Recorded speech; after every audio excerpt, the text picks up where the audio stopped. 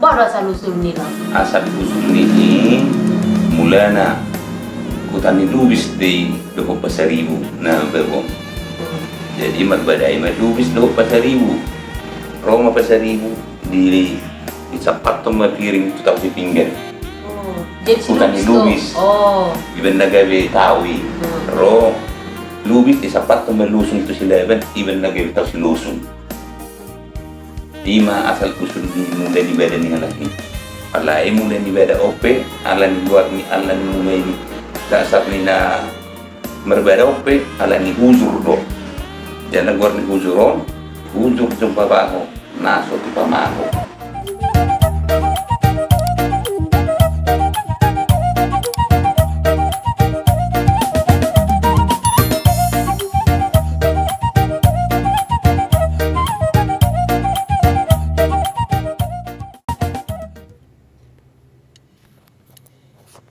Cerita legenda Danau Tao Silosung dan Tao Sipinggan, asal Sumatera Utara.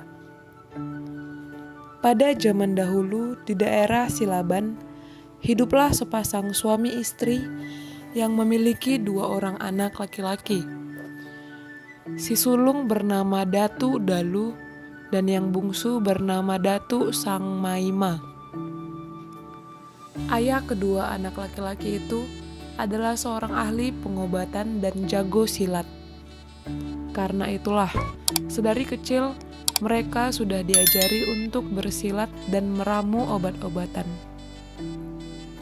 Tidak mengherankan jika mereka tumbuh menjadi pemuda yang tangguh, gagah, cakap meramu obat dan bertarung. Meskipun dididik dengan cara yang sama, nyatanya 2 bersaudara tersebut memiliki minat yang berbeda. Datu Dalu lebih suka berburu hewan di hutan. Sementara itu, Datu Sangmaima lebih tertarik untuk bertani dan meramu obat-obatan. Kemudian pada suatu hari, ayah dan ibu Datu Dalu dan Sangmaima pergi ke hutan untuk mencari tanaman obat. Biasanya sebelum petang, keduanya sudah sampai di rumah. Tetapi pada hari itu, senja sudah terlewat dan orang tuanya belum juga kembali. Datu Dalu dan Sangmaima tentu saja merasa khawatir. Tidak ingin buang-buang waktu lagi, kedua pemuda tersebut kemudian pergi ke hutan untuk mencari orang tuanya. Kedua kakak beradik tersebut berjam-jam mencari orang tuanya, tapi belum juga bertemu. Hingga kemudian mereka begitu terkejut ketika menemukan kedua orang tuanya tergeletak di tanah sudah tidak bernyawa.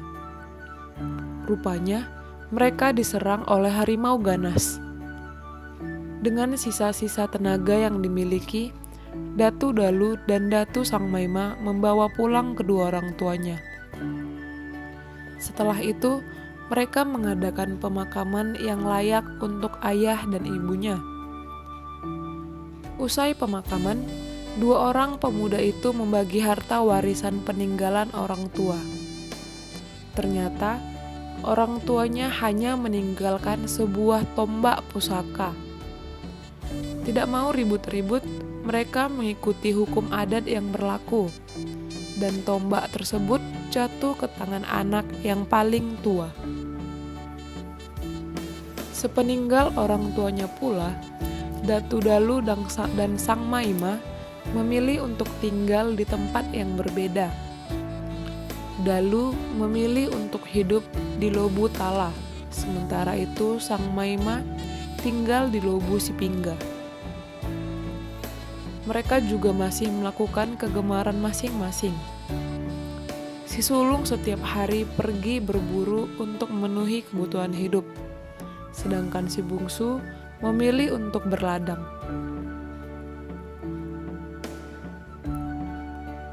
Datu Sangmaima memiliki ladang yang begitu luas dan hasil panen yang berlimpah. Sayangnya, kebunnya tersebut sering sekali dirusak oleh babi hutan. ia sudah berulang kali membunuh babi-babi yang merusak ladangnya. Namun, kawanan hewan tersebut seperti tidak pernah habis. Kesabarannya pun sudah diambang batas. Ia mencari cara untuk memusnahkan babi-babi tersebut. Dirinya kemudian pergi ke rumah kakaknya untuk meminjam tombak sakti warisan dari orang tuanya. Sang kakak memberikan tombak sakti itu dan mengatakan bahwa Sang Maima harus mengembalikannya setelah selesai berburu. Setelah menerima tombak tersebut, Sang Maima lalu pulang ke rumah. Sekembalinya, Sang Maima kemudian mulai memburu babi yang merusak kebunnya. Ia mengendap-endap supaya babi tersebut tidak menyadari keberadaannya. Ketika waktunya sudah pas, ia lalu menghujamkan tombak ke arah babi perusak itu dan tepat mengenai lambungnya. Hatinya merasa senang bukan main. Namun saat ia berjalan mendekat, babi tersebut tiba-tiba berlari menuju ke semak-semak. Ia benar-benar terkecoh. Sang Maima kemudian berlari mencari hewan itu karena tombaknya ikut terbawa. Sialnya, ia hanya bisa menemukan gagangnya saja. Sementara itu tombaknya terbawa oleh babi hutan yang berlari kian menjauh. Laki-laki itu merasa sangat kalut. Pasalnya, abangnya pasti marah sekali kalau tahu tombak warisan tersebut hilang. Meskipun sudah mencari ke sana kemari, ia akhirnya pasrah dan pulang dengan tangan hampa. Pada malam harinya, Datu Dalu datang ke rumahnya dan menagih tombak sakti tersebut.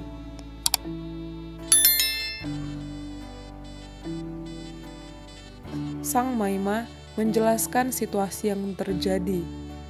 Namun sayangnya, Dalu sudah terlanjur marah. Ia tidak mau tahu, pokoknya tombak tersebut harus segera kembali.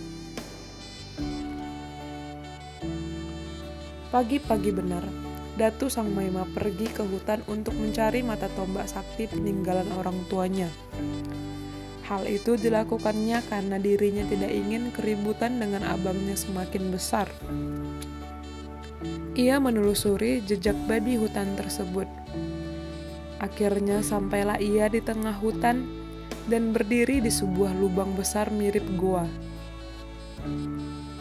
Laki-laki tersebut dengan hati-hati masuk ke dalam. Alangkah terkejutnya ia ketika melihat bahwa di dalamnya begitu mewah, mirip sebuah istana. Ia merasa lebih terkejut lagi saat menemukan seorang wanita yang sedang berbaring dan terluka parah.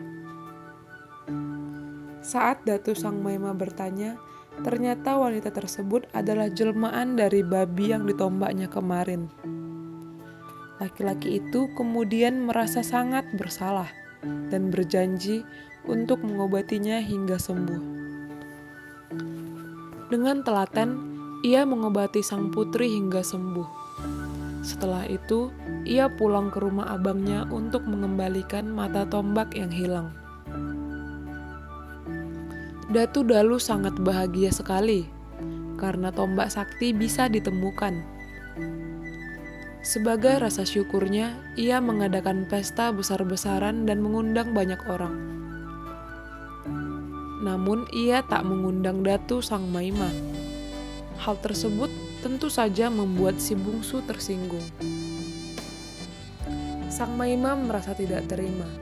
Ia kemudian mengadakan pesta sendiri di rumahnya dalam waktu yang bersamaan.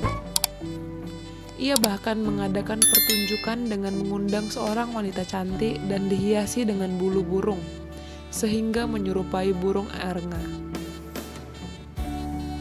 Pertunjukan tersebut rupanya menarik perhatian banyak orang, sehingga banyak yang datang.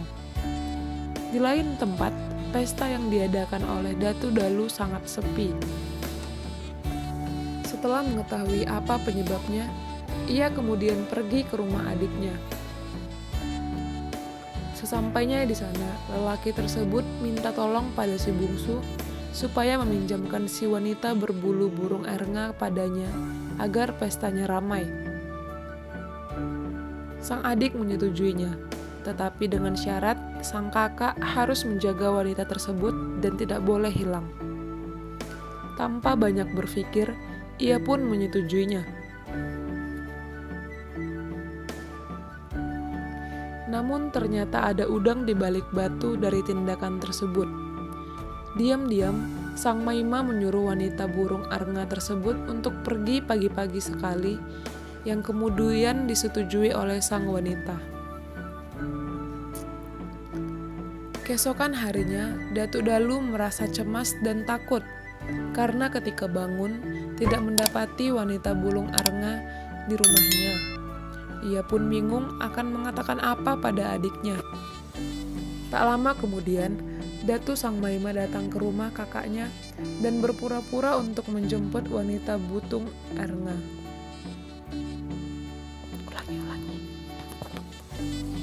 Tidak lama kemudian, Datu Sang Maima datang ke rumah kakaknya dan berpura-pura untuk menjemput wanita burung erenga.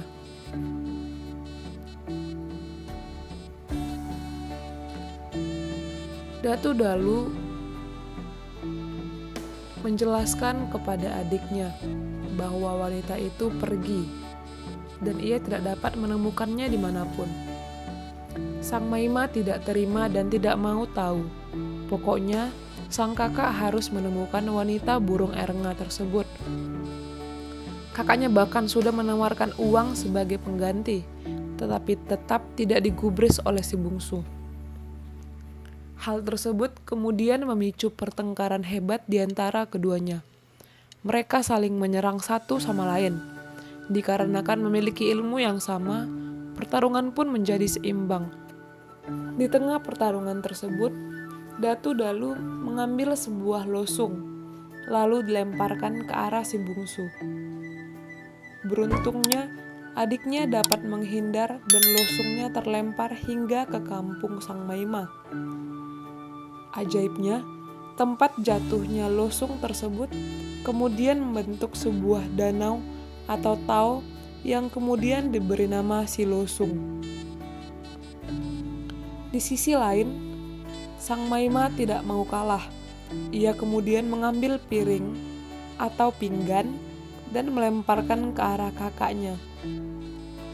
Lemparan tersebut meleset hingga ke kampung Dalu. Tempat jatuhnya piring tersebut kemudian membentuk sebuah danau yang kemudian diberi nama si pinggan. Begitulah asal-usul atau legenda Tao si Losung dan Tao si Pinggan. Kudali mapago-pago taduli, na tading taulahi, na sega tapauri. Jadi molati madihamu na ni haholongan, damang dohot dainang, iboto dohot hahanggi, ng man subscribe channelon. Mula dong pinahurang ba masipatureang mahita, asa anggiat lam tumajuna bang sopatakon.